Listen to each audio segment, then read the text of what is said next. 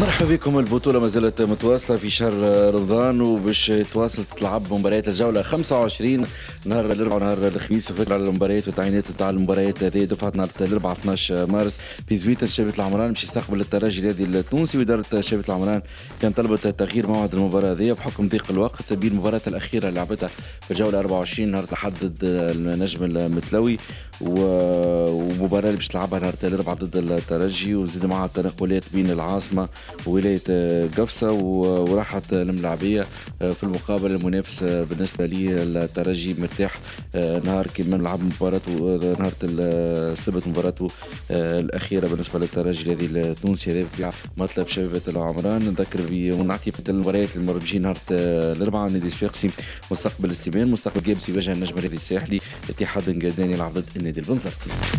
دفعة نهار الخميس 13 مارس فيها قمة بين النادي الافريقي والملعب التونسي. الاولمبي البيجي يواجه اتحاد تطاوين، قوافل القفصة يستقبل نجم المتلوي، وترجزيس يواجه الاتحاد الرياضي المنستيري.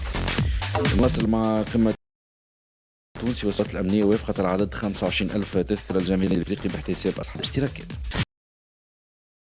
هذا بركان أصبح على بعد من التتويج بالبطولة المغربية قبل 6 جولات البارح خارج القواعد على المغرب التطواني، وتعادل الوداد 2-2 وفتح الرباطي. نذكر ان نهضة بركان تصدر طلع ترتيب البطولة المغربية 59 نقطة، وراه الجيش والوداد عندهم 42 نقطة.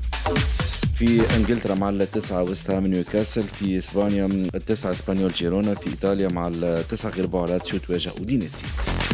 كانت هذه ثاني نشراتنا الرياضية اليوم، تلقاوها على السيت موزايك FM.